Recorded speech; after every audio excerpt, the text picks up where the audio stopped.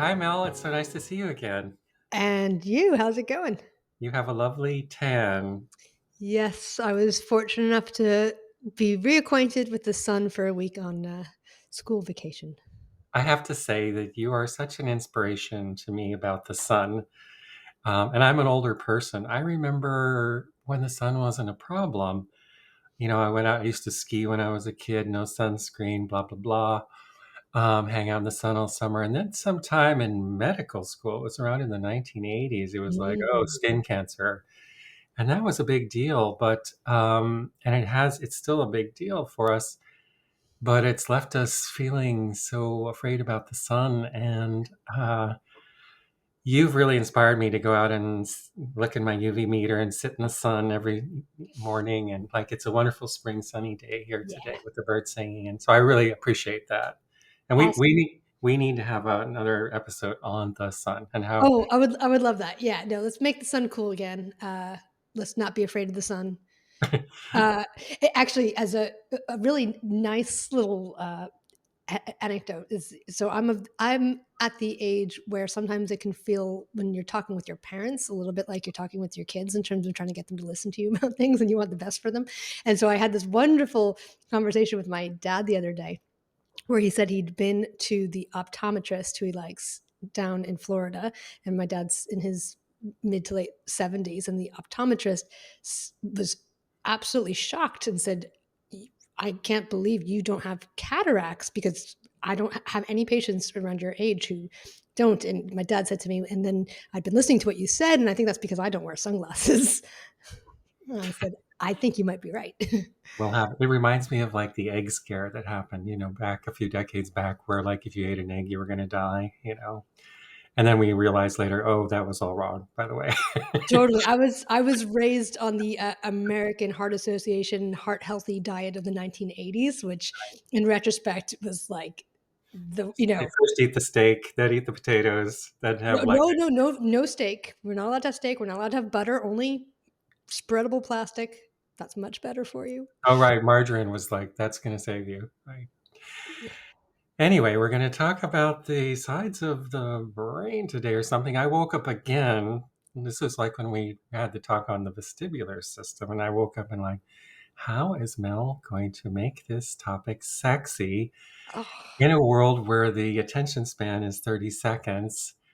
And I think we did it, but I was like, I want to see how she's going to do this again the today. brain is so sexy. Oh, Laterality is so sexy. I right. listen. Actually, we say like the biggest erotic organ in your body is your brain, or actually maybe your body, mind, or something like that. But so anyway, I was like, how's she going to do? How's she going to pull this off? But I was thinking about it. It's actually quite interesting. And I was just preparing another lecture for our class on the architecture of the body, where have to talk a lot about symmetry. And I think that comes up here too. But what do you got for us?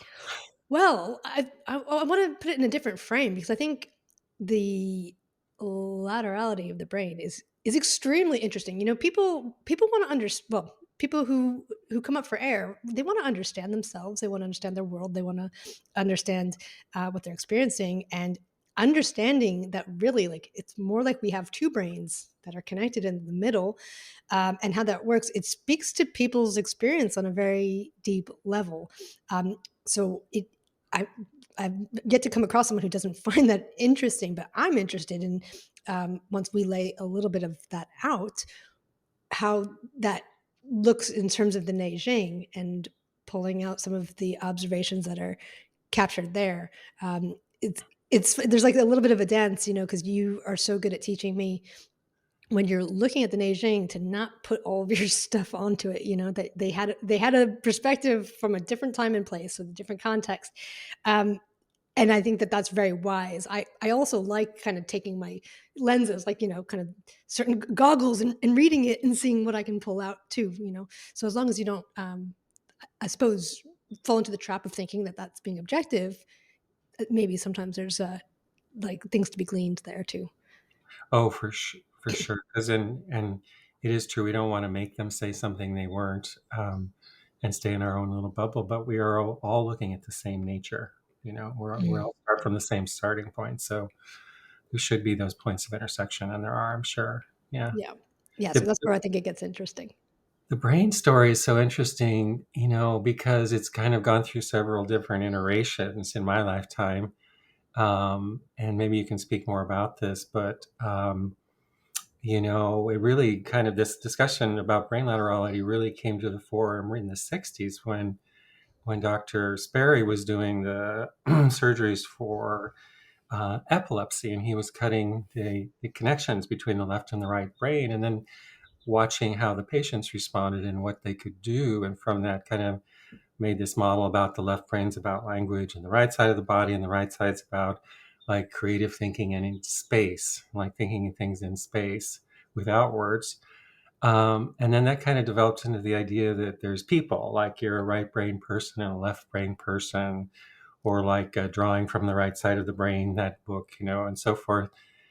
And that went through its phase and kind of explained a lot. But then there's been kind of a shift back, because when neuroscientists look at these brain studies and look at MRI, like imaging and brain activity, when somebody's doing something creative, they don't just use the right side of their brain; they use the whole brain. So now that idea is kind of, which of course all this could have been predicted by Neijing science. Totally. So, for example, like if you and it's this interesting thing about how bodies are made with symmetry, and symmetry is also reflected in breath.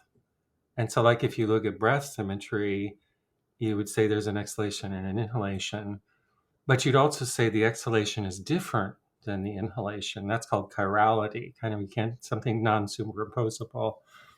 But you wouldn't say like, well, breath, this just exists in exhalation. So Right. you could have known from the aging science right from the bat that this would be. But anyway, tell me Yeah, more. so it's yeah, you've touched on some really interesting things there, and it all comes back to, as you would say, to like the story a little bit.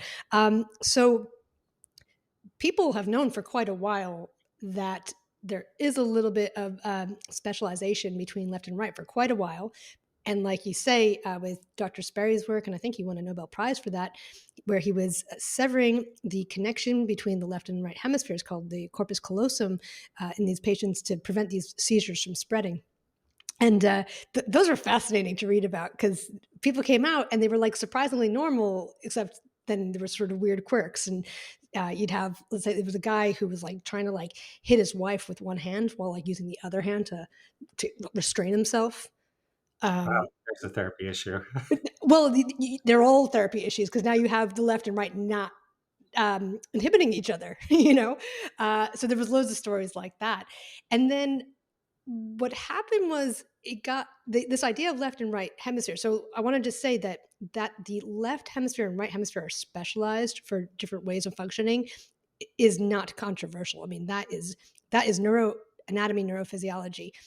But the pop scientists sort of bastardized the idea in terms of like, left and right. So they just sort of cheapened the idea, and it wasn't accurate. And they talked about men being left brained and right, and women being, right brained, and all this like kind of Maybe BS. it's like Kubler-Ross and the five stages of grief. Right. Let's It- make something more complex and beautiful, something idiotically simple. yeah, yeah, exactly. And so I think there was really mainly like one article that basically completely I say debunked or criticized that pop psychology version of it. And it had enough of an effect to kind of turn the whole field of neuropsychology away from left and right. So it's like you had this pendulum swing. And so now you have all of these neurologists and neuropsychologists and people who are like, oh no, that's been debunked. But it's accurate. It's not only accurate; it's extremely evolutionarily conserved, and Right. Oh, right. Yeah. it's the oldest animals, in the Cambrian period exhibit laterality and side dominance and all sorts of We things. used to think also like, well, humans are special. We're the only people that, of course, which is ridiculous. Yeah, absolutely not. No, it's like we follow the exact same pattern that's been going on for millions of years, and so then that brings us to now. And so I think the important, what I would love for people to understand, I would love them to understand anything that's helpful and helps them to know themselves and understand how to get along with people and explain their reality. But really, the idea is that you have a left hemisphere and a right hemisphere, and they are optimized for different things, and they all contribute to whatever you're doing, but they make very different contributions. They have different personalities, they have different strategies, and what I would say is that there's definitely lots of questions to still ask and to wonder, but to me, it seems helpful when your left and right hemisphere are in good communication with each other and in a harmonious relationship, and are the dominance is sort of contextually appropriate. Let's say so, like if That's kind of like in breath medicine. We say we want all aspects of breath. They're all sacred. We want access to all of them. right. So, like, if you're being mugged, then you should become angry and violent. For example, it's context, right? And so the problems that I see that I think are really, really common is what Dr. Melillo and other researchers would call a functional disconnection syndrome. And it's usually developmental. And it just means that, as the breadth of development unfolding happens, just like with a flower or a bunny, like there's a way that animals and living things are meant to unfold. And there's a relationship between their starting seed and essence and the environment around them and how it forms them, but there's still, like, for a tree, it grows out of the ground. It's like there's still a way, there's still a general template. It's the basic patterns that do everything. There's Yeah. still basic patterns, right? And so for human development, the basic pattern is that mainly our right hemisphere is developing first in utero and in the first 2 years of life. Then the development switches over to the left hemisphere, where we're developing more complex language. We're imparting our will on our environment.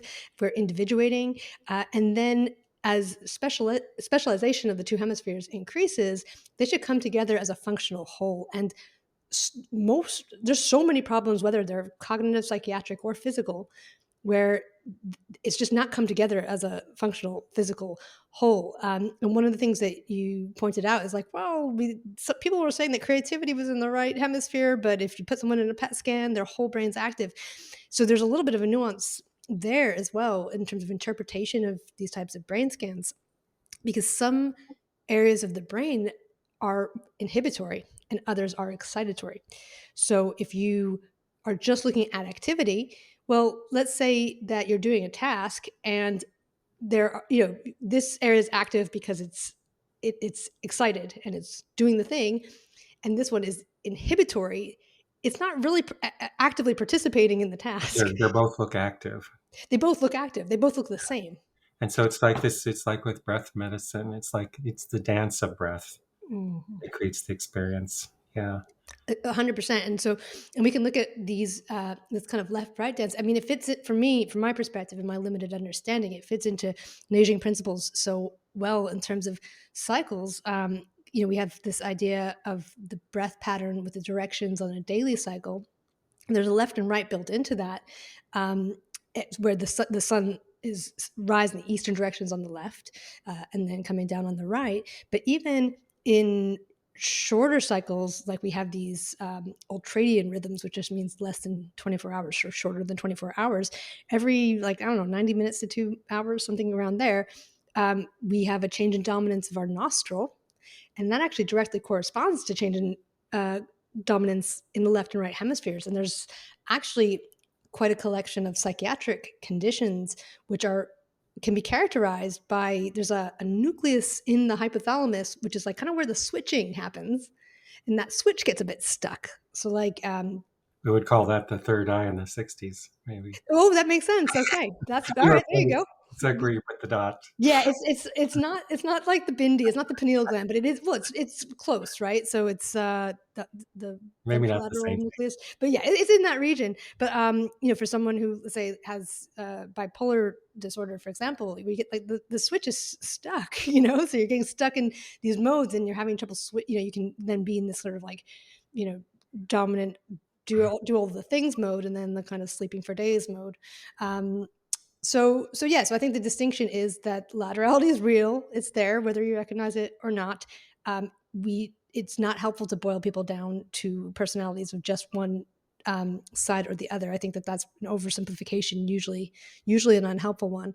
There's definitely not a strict gender. In fact, what I found with gender is interesting, because the thing that's been debunked, and rightfully so, is that men are left hemisphere dominant and women are right hemisphere dominant. One thing that I found is that actually with women, their the dominance of their brain actually changes throughout their menstrual cycle, and not that it goes from left to right or right to left, but at a certain point in the cycle, it's just less lateralized, and then Mhm. it becomes more lateralized. So that's interesting. There's still a lot that we don't know, but I think understanding that you have different parts of neuroanatomy that are in some ways connected to that give rise to your version of your experience of reality, and that they have different things going on, I think is quite helpful. That's it's so interesting. And on one hand, this is can be pretty technical. On other, it's deeply personal. I mean, you and I sometimes I'm dyslexic and think in terms of three-dimensional space, and language is confusing to me, and something happened to my brain, and you're kind of over on the left side going crazy. Well, you're more balanced now these days, and we often joke like together we make a brain. Yeah. But for like when we go back to that idea of like, for instead of thinking about what's right and wrong, think about how you move through the world and what's right relationship. And in breath medicine and Neijing nature-based medicine, we're trying to restore breath. And one of the primary principles there is that all aspects of breath are equally as sacred, and that life is something that emerges within the field of breath. And but if you're come out of the chute imbalanced, with a certain brain, or you move through the world, say, for example, as a dyslexic person, I always feel like I'm kind of don't belong in the world, because I walk when was growing up. I remember looking at people talking and thinking, why are they using those words when the words don't fit what they're feeling, or something like that. So I have always had this sensation of being an alien, kind of, which is really colors how you walk through the world. That's interesting because I've also had that experience Yeah, for most of my life of feeling. I usually these days feel like an anthropologist, but yes, I don't I like I'm walking through the world where I'm like, I as a child I was thinking, how do they know what they're supposed to be doing right now? Like I was looking at the other kids and they were all playing, and I'm like, how do you know to go there and do that? right. And I imagine that we're not the only people who feel that way. I bet many people listening feel this way, and we learn. We construct a persona. Like I know how to talk at a dinner party, and I know how to use the words, and I know how to give a public talk. That was all learned. Yeah. um, you know, but it's still, you still feel like this my world, in a certain way. And then also as we look at breath patterns and kind of the changes in the political landscape and all those things, and we see something funny happening over on the left side of the brain, where the brain is even unbalanced in terms of the breath patterns, and we're in this chaotic breath time now where things are breaking down. But you see, like, oh, this kind of looks like a caricature of something. It just looks crazy. And nature's trying to restore balance. So for all of us out there trying to live in a better way or walk through the world in a better way, what are your thoughts about this? Yeah, I mean, I completely agree, and I think want to make sure I answer your question. Part of the reason why I'm so interested in bringing the Neijing into a discussion on neuroscience and laterality is when you talk about kind of these weird things happening let's say the left side of the brain values, like the rise of technology. That's a left brain value that we're going to dominate nature and that we're going to build tools, right? That happens from the left brain. Most humans are right-handed, and that we're going to be using these screens. So even if you look at a screen, we talked about this before. Even the way you're using your visual field is preferential for left hemisphere dominance. Or if you live in a city and you're seeing lots of buildings and not much nature, all of that's you know like kind of favoring the left hemisphere. And so when you or the Neijing talk about like the eastern direction, about getting from point A to point B and individuation, and growth and all of those things, that is a straight up explanation of like what the left hemisphere does. So the left hemisphere starts programs and routines of movement, the right hemisphere stops them, right? So if we're having Tourette's, for example, where we're having these stereotypic things come out of our body or our mouth, it's because the right hemisphere is not there to stop it, and the left hemisphere is too active. And so it is sort of, at least for me, like begging to have that relationship and connection made. I think with the right hemisphere, it's a little bit less straightforward because I think um, the right hemisphere maybe there's more subtlety and nuance to it. There's maybe more a basic level of the right hemisphere and then a more developed and advanced level of the right hemisphere. So that's maybe like an open discussion. But in terms of advice, I think that the other thing that you mentioned that I think about often is you talk about how we move through the world. And ultimately, this is all about how we move through the world. And so when we talk about In our structure. yeah, I mean, because we have, from the neurological perspective, we have brains and nervous systems so that we can move, and thinking is actually just internalized movement. Mhm. It involves a lot of the same networks, and it's really just allowing us to simulate things before we actually act on the world.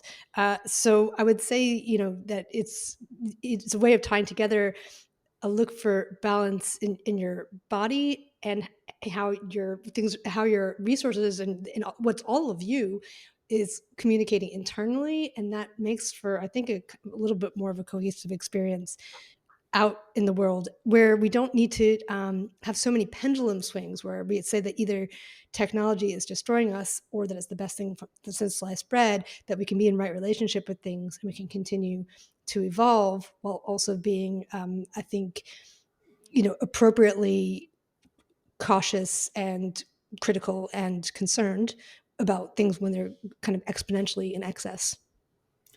And we do know, like, nature will bring us back to breath. Like, the primary directive of the universe is that nature will breathe, and she will breathe us, whether we want it or not.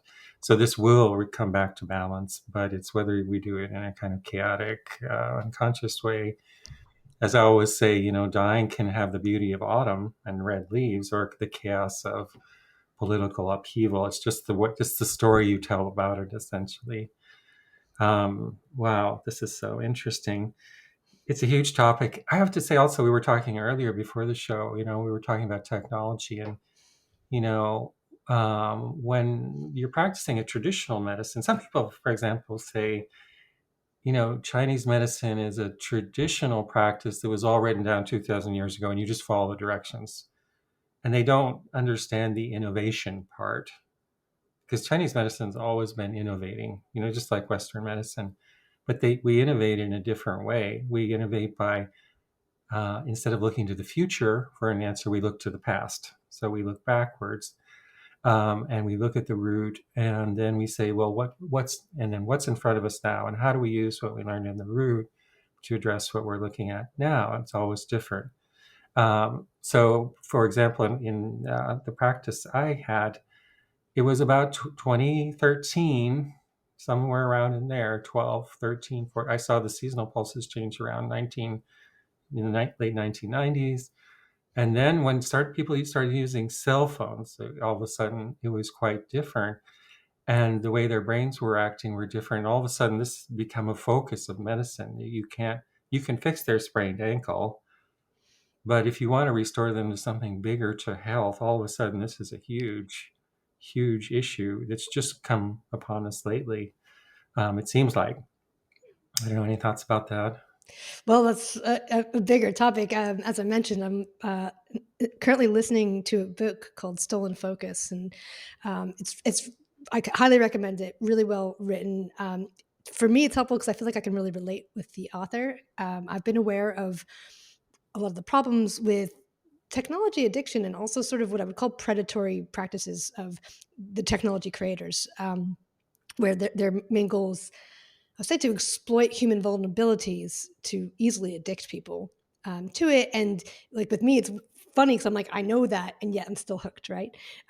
So it's like that kind of duality. And so I'm listening to this book, and I will probably choose to listen to more books as a way to help me kind of, break out of it a little bit. But when it's such large swaths of the population, I don't have. There's a lot of answers I don't have because, you know for me, I feel like I came into the world with a bit of a vulnerability around focus, but I have been able to be almost held if I'm in, let's say, a community, perhaps like in a developing country or a place where they are more present, that has allowed me to kind of settle in my body and be actually have no attention issues. But now if I'm literally surrounded by everyone else. I mean, when I it's funny when I drive, if I like look over, it's rare that I see someone who's not on their phone while they're driving. There was a little like meme joke. It's like, what did people pay attention to when they were driving before phones? And it's like, Yeah, it's true. yeah. Well, Uh, we'll have a whole talk on this, but Yeah, so it's tricky because then you don't have, so even if you yourself can get in a better relationship with it, it is tricky if you then don't have a net or a web of people, because there's so many layers to it. There's the mist. Well, even actually, I was just away last week with my family in Puerto Rico, and I could already see like the people working there are also addicted to their phones and all the lost conversations. Because whenever I travel to Spanish-speaking Latin American countries, it's just like an endless banter, and Spanish is faster than English, and it's like and they're like teasing each other and flirting with each other, and it's just this whole thing, and it's just quieter. You know, and it's in that background. It's like the kids aren't going to know that that's missing. I remember last time I went to Barcelona, I had the same sadness. I like because normally when you go traveling, it's like, whoa, this is completely different, and you get in a new mindset. And but then everybody's looking at the same screen essentially. But anyway, that's for another podcast. We'll do that next time. Sure. What do you want to know about the Neijing and what it says about the brain? This is so interesting how it actually develops, because Yeah, I think some this is people what I know want to about know, some and people it's know about this, some people don't. yeah, well, and it's kind of perfect that you're coming off of revamping that the human body lecture, because it's really I have questions about symmetry and asymmetry, because Great. that seems to be like the holding pattern for this whole discussion, right? Right. So I think we've said this before. So some people have studied the material, some people haven't. So for those who haven't, the idea in Neijing nature-based medicine, or from the Neijing text archaeology, is that basically what these old texts are writing about is that the universe is primarily motion and transformation in an unseen dimension, which we call before the veil or the pre-heavenly space, and that the forms of the world form in ways to be most effortless. So, just like the way that the water will find a way to run down a hill and make a riverbed, that's how forms are created. And the space is where the energy moves, and the riverbed is what we call the thing. So that's the basic principle of thing. And so when we look at forms in nature, we can reverse engineer their before the veil patterns if we know that principle. Because if you look at a tree where it's rising and falling, and its pathways, you can say, well, there was an energy in there that made that, so you can reverse engineer that. So the brain is an expression of this too. So, and there's several basic patterns we see, and then one is that every breath motion arises out of a root. So there's an origin of breath, and so that's a pattern of motion before the veil in an unseen space. But in a tree, it's the actual root. It becomes a structure. Or in our body, it's like the pelvis, which then grows the spine. And then the brain, it sits on top of that. I was talking in the weekend class last time, and I was saying that your brain is basically like a lemon, that on a tree, that like one of the patterns is that as the energy is rising, like in spring and summer through a tree, it goes out, it opens up the leaves, and then the energy of expansion gives way, and yin aspects, the deeper interior aspects, comes out and exteriorize. And that's how we see fruiting bodies on trees. And also like your ovaries and testicles are like that too. We call them the little kidneys. They're a yin expression exteriorized with that breath. And on the top of your spinal cord, you have this thing called the brain, um, which we know comes from your kidney root. And we've also talked on this show that the idea of root in structure is a fractal principle. It means it's in every breath.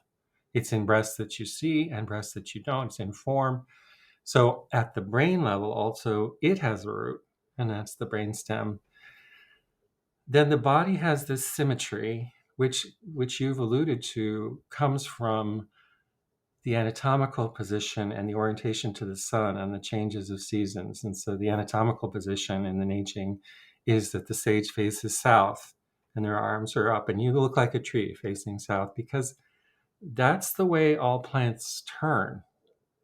So humans would not be different that they would turn to the north. They do everything the same.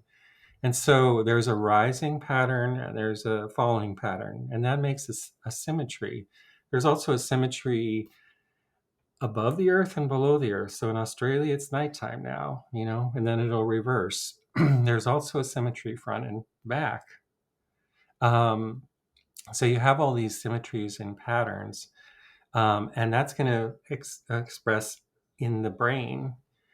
But one of the aspects of one of the principles of breath is that there's never a motion that's moving one way entirely.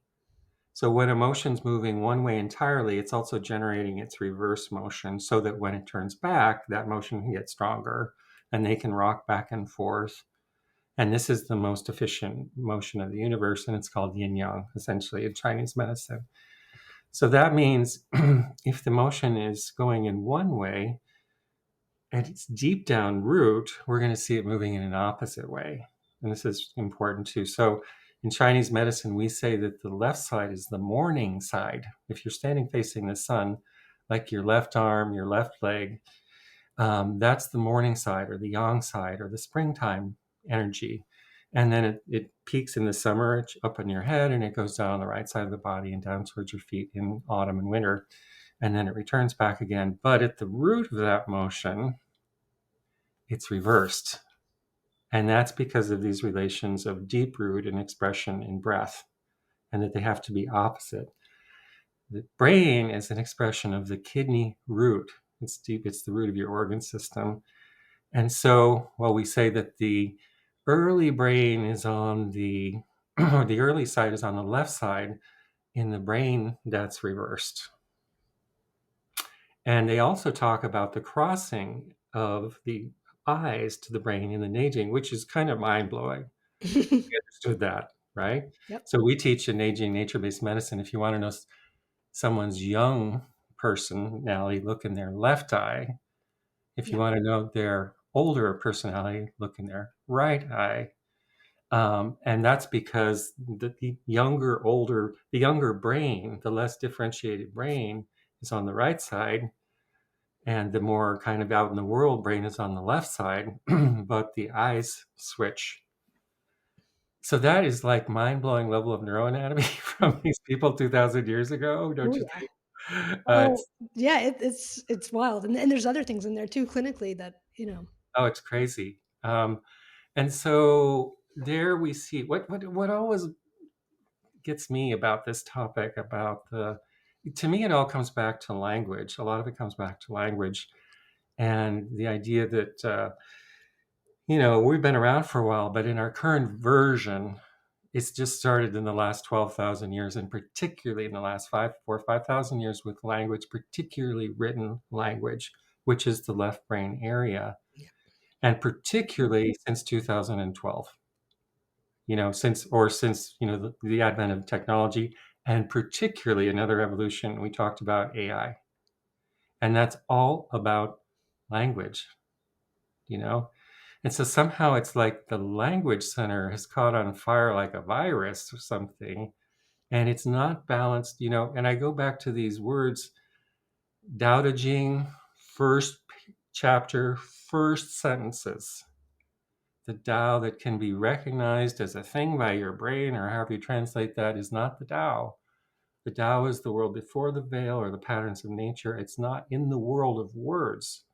The second line, Ming Ke Ming Feng Chai Ming, a name that can be named is not the name. So they're like getting that right away, that it's something about that there's a world of words and then there's a world before words. And we all look like one of the sayings we have is the highest use of words is to illuminate the world without words, essentially. And so they seem to have gotten that correct. And we seem to be kind of spiraling out of control with the word aspect. I don't know if you have any Yeah. thoughts about that. Yeah, I do have thoughts on that. They might seem slightly tangential, but we'll go for it. I was just thinking about how different languages and how they're written impact different brain areas. So, Chinese and Japanese and many of those, And whether you read them right to left or left to right. exactly, yeah. So, the pictographic languages are kind of right more right hemisphere in their processing. And again, it's not black and white. I'm not saying only, but in terms of how it's handled, and there's actually is a study, at least one study, looking at that. So compared to languages that have an alphabet that need to be read. Now I'm just kind of thinking about this now. I'm like, well, let's see. If you read from left to right, that's a smooth pursuit to the right. So that's actually activating your right hemisphere more. And if you read from right to left, like in Hebrew, that's actually activating your left hemisphere more. Smooth pursuit to the left. So it's interesting because again, I'm not saying that all the people who read those languages have like one personality or one brain activation pattern. It's just more of like a meta pattern in which a culture exists, that does have these things, these repetitive motions that millions of people are doing do have patterns to them. They So do have interesting activation. because that's kind of almost reverse what when I was studying at the Jung Institute, we were studying patients' art. And one of the things I learned there is when things come into the left side of the frame, they're the things becoming and moving to the future. And when they move into the right side of the frame, they're going to the past. So and also when we look at ancient languages, the ones we read right to left, it's like they take us back to the root somehow. And when they go from like, that's a tangential thing, but that's kind of interesting. Well, that's how time is organized. But I think the way time is organized is actually more variable in the brain.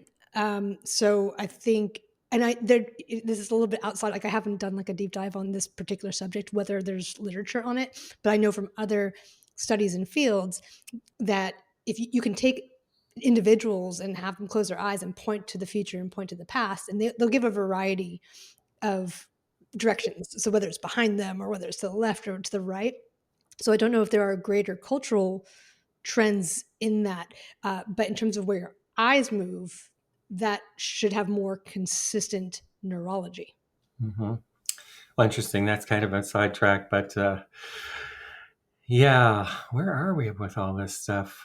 So we have the left and the right. And, as we say, when we look at a patient, we are actually looking at these symmetries in structure. Because, as you say, like when we're trying to help you move through the world in a different way, it's not just about a thought, it's an embodied experience. And so, and in Neijing, nature-based medicine, we try and teach about the artist's eye, and a lot of the artist's eye means picking up subtle things of symmetry.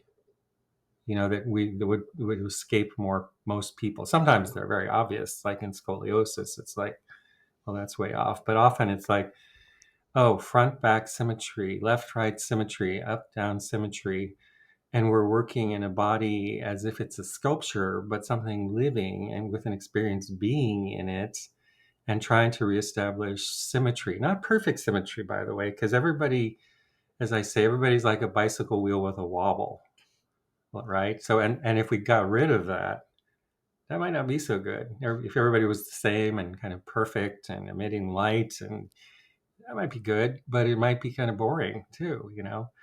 But when we're helping people kind of move more with a symmetry, and then the thing about the brain is, and this we've talked about it before, when you look at like the AI discussion or like the current politics of things like this week, there's the firing of all the federal people, right? And you can argue about like, well, is bureaucracy too big or should it be diminished or whatever? But it's hard to say that it's not heartless in a certain way. Thinking about the people who have a family, maybe someone sick to take care of. And there's something about this. I don't mean to get into politics. I don't want to do that. But there's something about this because remember, in the Neijing description, there's the heart and there's the brain. We talked about that before. And when we get kind of into this kind of modern version of the left brain version, the heart seems to be missing. And in the Neijing, this important thing, like the brain can't tell you the value. It has memory, it's a Jing organ, and it has connections. So, but it can't tell you the value from being a human being of what that is. And somehow, do you have any thoughts about that? Yeah, I mean, a lot. I mean, one thing you said earlier made me think of this, but the right hemisphere is more like kind of crucial to embodiment, and the left hemisphere is crucial for agency. So this kind of goes back to this balance where we have I feel that we have a lot of people who are kind of wobbled or imbalanced in either direction. So either they are super embodied, but also connected to everything, and it's like everything's too much, and they don't feel like they have much agency. They're not able to kind of go from A to B and impart on the world. And then people who are have lots of agency and A to B, but they're not embodied, are a little bit dangerous. They're not feeling their emotions, they're not feeling empathy and connection. So that's a big aspect of it. Yeah. This is a really interesting thing because we would call the motion in the Neijing text archaeology, we would call the motion from A to B a Jing pattern, and or a yang. It's a yang based pattern. It's based on a tree or a plant. It means that there is a motion in a tree and a form around that that's going from the ground to the sun.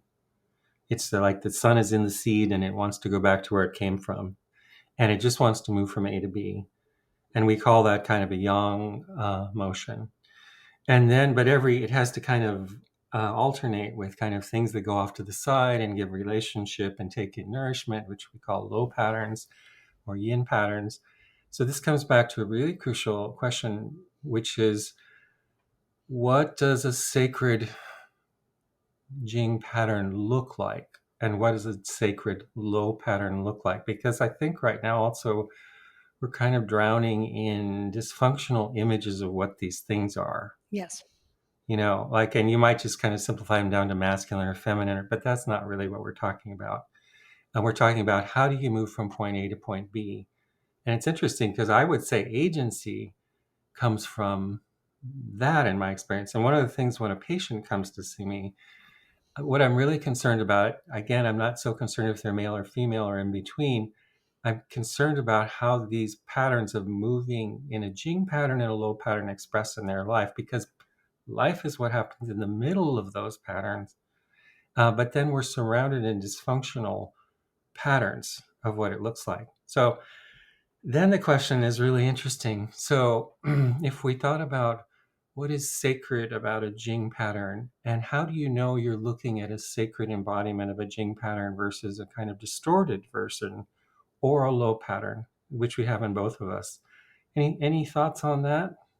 Mm, I mean, like because of my background and lens, I would tend to look at it more neurologically, but I think it often gets at the same thing because if based on my training in neurodevelopmental issues, if we look at what happens when someone has a left hemisphere that develops faster than their peers and their right hemisphere is lagging behind, or vice versa, we end up getting a lot of what you're describing, and not to boil everyone down to that, but we can check for it. So if someone tends to have, let's say, their right hemisphere is exceptionally developed compared to their peers and their left hemisphere is lagging behind, we'll get someone who will often show up as very feeling, very empathic.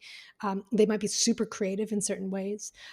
They'll, in terms of musicality, if they're musical, they'll tend to be making up their own music versus a left hemisphere musical genius, which is about being able to kind of repeat like a Mozart just by listening to it. So these are different types of musical genius based on those skills. There's often a problem with brain processing speed.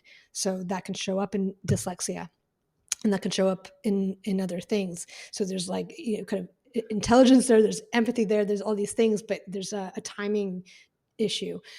Whereas if someone has this developed left hemisphere, then they may be faster, and they'll often, well, they might be hyperkinetic, moving everywhere like a bull in a china shop.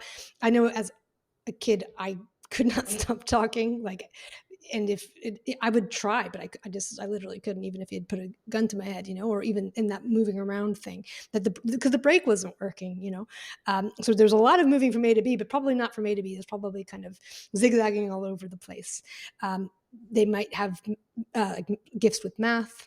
their musicality, pitch perfect, and also, as I said, being able to recreate it. Or same thing with drawing. So if it's a like a creativity genius, then the left hemisphere dominant, like the autistic or Asperger's expression of that will be in like perfectly recreating things. So there's probably more than one, but there's like an example of an autistic boy who can look briefly at a cityscape and then accurately recreate it detail by detail, Hmm. versus a right hemisphere artistic genius is creating something really new. It might be surreal, it's usually not going to be literal. So yeah, it's interesting. It's going to come up in our tech talk too, because for the medicine that we're responsible for, we have to find new ways to help people rebalance, And so this is like a critical thing. Like with the first year students we have now that just started, one of the exercises we're doing is exploring how it feels in an embodied way to move into space without apology, which is kind of a hallmark of a Jing pattern. It's like a tree is moving to the sun Yeah. without apologizing for its motion, right? And it's just saying, that's where I'm going, right? And to me, that's also where creative agency comes from. But as soon as you say that, like to the first year students or anybody, they start kind of going, ugh, because that sounds a lot like the dysfunctional patterns that you see of like misogyny and, authoritarianism. So then the questions we have to ask are like, well, this is a sacred motion. We have to always remember this. This is not misogyny or authoritarianism. That's this motion gone wrong somehow. Yeah. But we have to remember its sacred quality. So, what's sacred about embodying a male body or a female body or something in between? Not the questions about which ones are right and wrong, because, and when you see that they're expressing in distorted ways, all that tells you is the breath patterns are broken. Yeah. And then people start to act that way. But because we are nature too, when we re embody our own patterns, we help restore the patterns in nature to our little way. So I think this is like a critical thing. Maybe we should have another podcast about it. But just like, what are the sacred natures of breath? And what are the stories we tell about them? And how can we fix those or like address them in a certain way? One of the things that you just said reminded me of something, because it's always nice to come up with practical things. We're talking about kind of the biggest problems possible. So it's not like it's like, oh, this is like the 3-point plan.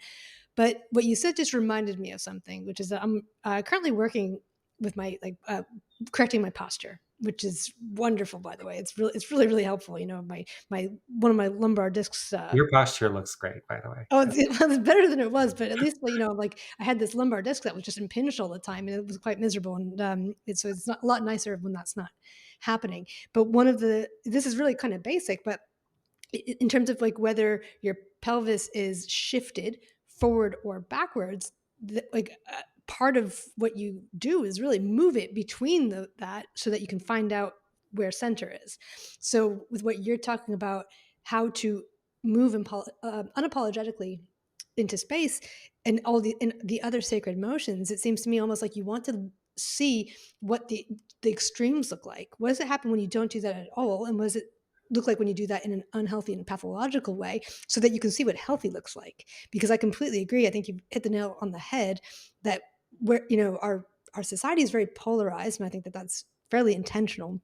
But it means that when people are looking out saying, you're wrong, they're saying no to something that is a natural thing, but it's taken to like a caricature or an unhealthy extreme. And so I think it's almost like we need to recalibrate our sensibilities, because most people don't even know what things are supposed to look like.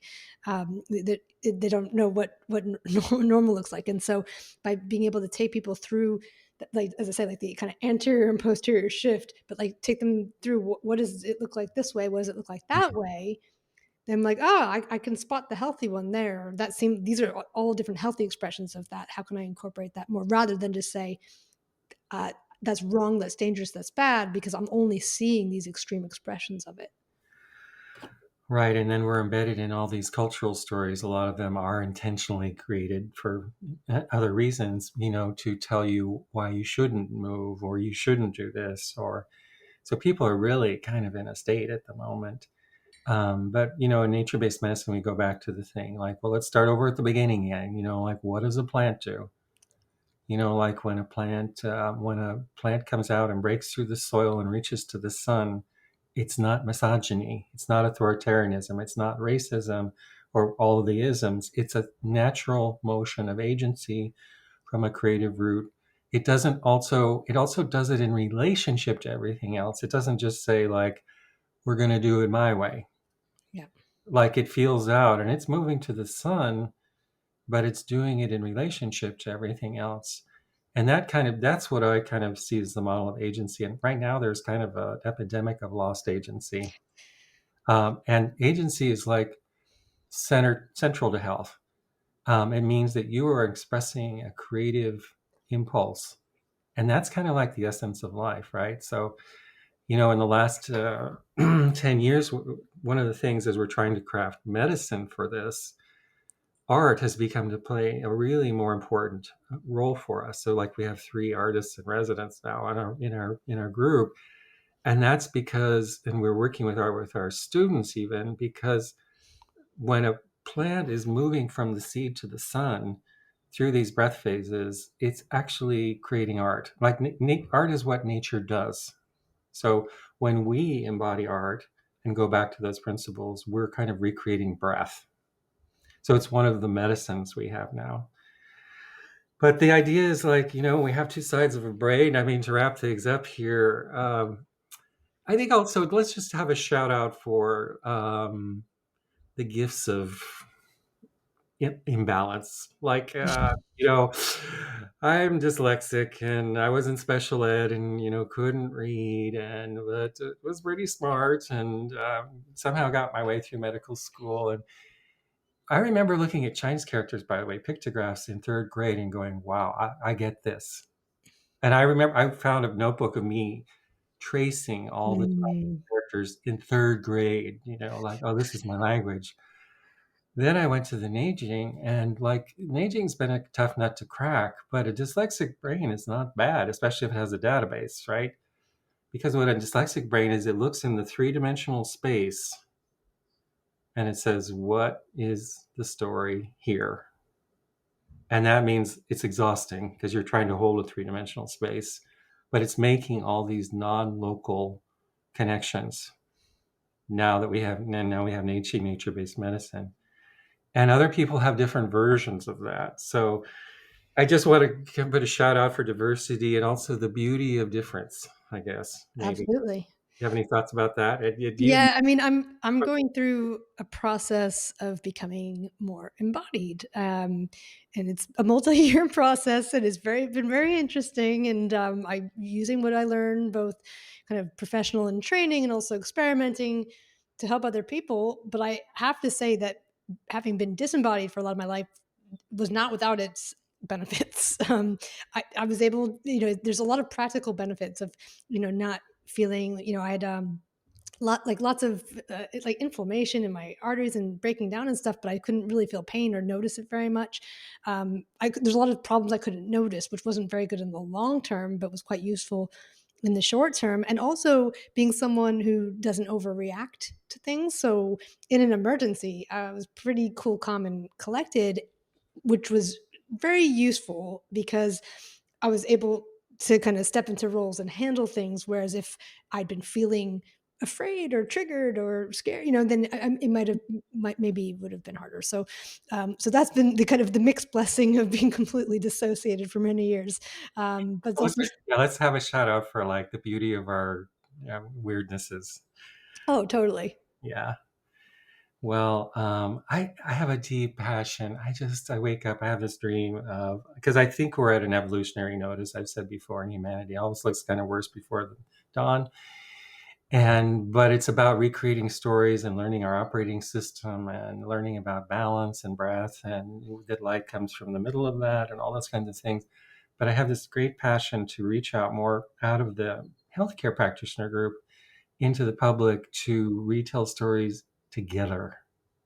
Because it's like one thing to like lecture at people about stories and light, and it's another thing to co-create a new world. Yeah. My hope is that's where we're headed. Yeah. I think, we've talked a little bit about this before, but one of the things with the technology, and it's even actually, according to this book that I'm listening to, predates, like, all of the internet stuff and, social media, is that, uh, information has been speeding up for quite a long time. Oh, So even before smartphones. And I think one of the challenges that we all will need to overcome is that when you are, co-creating story and you're developing community, is about readjusting your relationship with time. Time is an important ingredient for things to unfold. Just because time passes doesn't mean you're kind of going in the direction that you want to. But when we're kind of on an infinite scroll, our especially, I don't know, I've noticed this a lot. Like, the brain, we're trusting ourselves. Yeah, yeah, the brain's moving so fast that it doesn't allow for kind of, the the pacing of healthy interaction. So in order to reap the benefits of it, of being in like community. the plant reaches to the sun in a season. Mhm. And Exactly. that's when we go back to the question of right relationship. What's right now for this unfolding process? If I had to kind of summarize the main illnesses right now, they're illnesses of time and place. Yeah. And people are, human beings as living expressions of nature are based in time and place. And those things have been really broken. Um, and so our job is to try and figure out, by retelling stories together, how we can reclaim that. So that's my hope. So I guess we'll have to keep showing up to a podcast because I'm right brained and you're left brained, I guess. Yeah, well, I'm trying to We're work getting out my wobble incrementally. there. We're getting there. And you helped me when I came to see you in my body, which is Yeah, yeah. So we'll get there. But let's keep retelling the story together. And I reach out to our audience members too, and stay tuned for ways we can do that. This is where hope lives for me. So does that sound good? sounds good to me. All right. I'll see you next time. We All can right, go over technology or something else. All right. awesome. Take care. Take care.